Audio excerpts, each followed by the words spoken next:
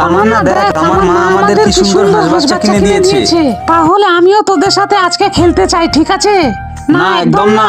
তাহলে ইংরাজি পড়াটা তুই কালকে করে আসবি, না হলে স্যার কিন্তু খুব রেগে গেছে, মারবে।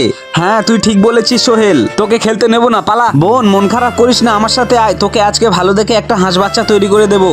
কে হাঁস বাচ্চা তৈরি করবে দেখ? আরে তোদের যদি না বিশ্বাস হয় তাহলে তোরা এখানে বস, আমি আসছি এক্ষুনি। এই তো একটা কাঠের গোড়ে, এটাকে নিয়ে যাই তাড়াতাড়ি। এই কাঠের গোড়েটা কেটে তামান্নার জন্য আজকে একটা হাঁস বাচ্চা তৈরি করব।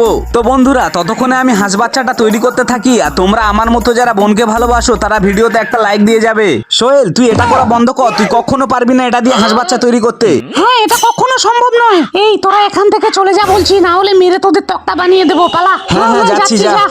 আরে বাহ, দাদা তো আমার জন্য খুব সুন্দর হাঁস বাচ্চা তৈরি করেছে, কি আনন্দ, হি হি হি হি। এইবার দেখ তামান্না হাঁস বাচ্চাটা কেমন একা একা হাঁটে। আরে বাহ, সত্যি তো তাই, কি আনন্দ, হি হি হি হি। হ্যাঁ হেঁটে চল হাঁস বাচ্চা, দাঁড়াবি না, চল চল। ধুর, এটা কিভাবে সম্ভব হলো?